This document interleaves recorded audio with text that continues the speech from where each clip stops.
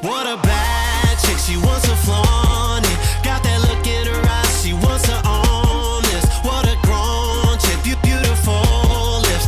All right, so I'm here with SoMo. Thanks for hanging out with me. We're on your bus, which is pretty cool. All right, so I just want to jump right into it. So you gained a ton of notoriety on YouTube and on social media, and I've noticed you're still, you're doing My Life on Tour and everything. Why is it so important to you to keep that going? Like, now you don't necessarily need to, but you're still going and communicating with fans. I think everybody needs to.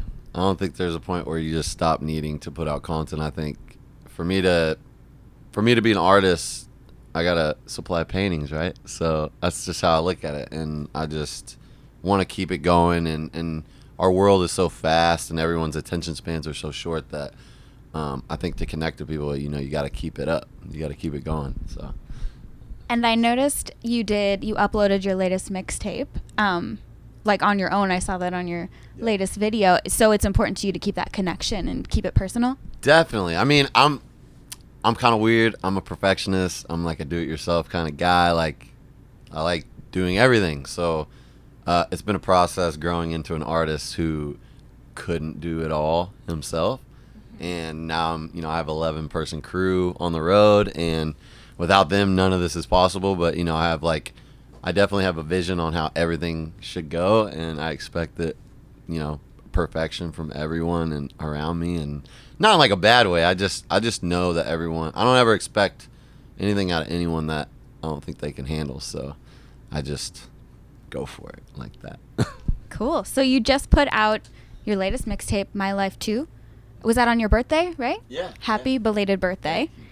Tell me a little bit about this project, how it's different than your past stuff. Well, I feel like an evolution from my past stuff. I don't feel like it's too different. I feel like it's just a step up in maturity and songwriting, and I'm always gonna be passionate and love my first stuff, but I'm really proud of this stuff as well. And I don't know, it's my life too, so I still feel the connection from My Life 1, and I wrote it in that way. I really feel like I'm back, got my feet back underneath me.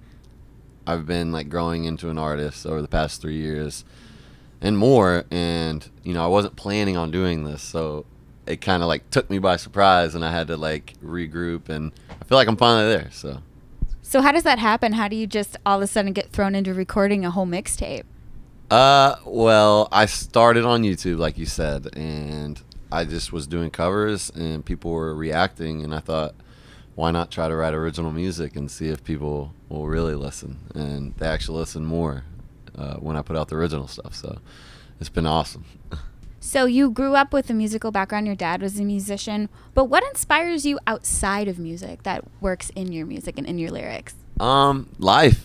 I like living and just enjoying life, and life's not always good, and we've all gone through things, and I pull from that, and I pull from my life experiences, and I pull from my fun experiences, but I pull from the sad times and the painful times, because without the painful times, you wouldn't appreciate the good times. So I try to have that reflect in my music. Cool. So a lot of your songs are about love and sex, and I've seen you. Sorry, plug your ears.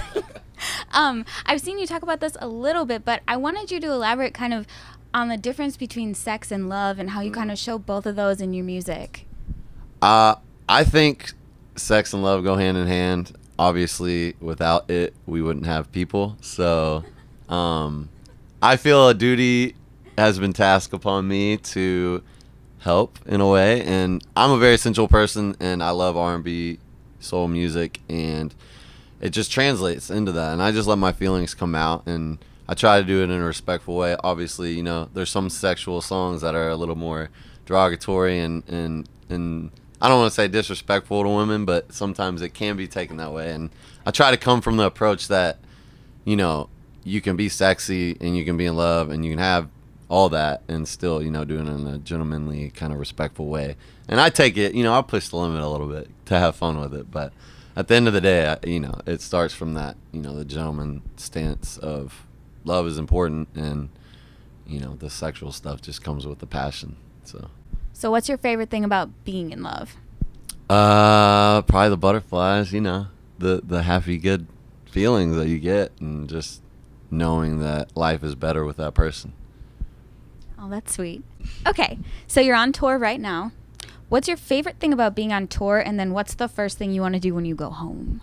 Well, we just got out, but my favorite thing about being on tour is just honestly waking up in a new city every day. At first, it was tough for me. I wasn't always like a big traveler, and touring was a little harder at first, but now I'm just learning kind of to appreciate life and just look at where I'm at, and just realize that not a lot of people even get a chance to just travel one place. So I'm going all these places, and I might not have a lot of time to enjoy it, but even if I just walk around or take a run in a city that I've never been, it's cool. So Have you gotten to check out Chicago at all? I went down, or I walked around a little bit. I've been here a few times though, so I've seen the Bean and all that, and it's cool. I love Chicago. It's a big city. I'm a Texas boy, so it's overwhelming sometimes. But yeah. And you said the thing I'm looking forward to most about going home earlier, and that's honestly just going home and just being home. Cause I have a house now and a studio, and it's nice. I have like a 50-50 performer and writer's life, so I love being home, but I love being on the road. So what's next for you after this? Well, I'm finishing this tour. We have 32 cities left, and we've done 4 so far. But I'm just looking forward to getting back in the studio after this and finishing my second album. That's great. So just a fun question. Do you have any hidden talents you can share with us? I'm pretty good on that thing. The Isle Hawk is the one I have, but I guess they're called hoverboards or whatever. I'm pretty good at it, though. Yeah. I would show. I don't know if there's like anywhere to ramp and stuff, but I'll go off the curves and everything. Have you ever ridden one of those? No. Oh man, we might have to get that on camera. I don't know how much time we have, but Yeah, I mean, we should do that. I'm down. Well, thank you for talking with me, and Yeah. give me some plugs where people can find your stuff. all my social media is @/official SoMo, and my website is officialsomo.com. So look for all the info there. Awesome. Thank you. Yeah.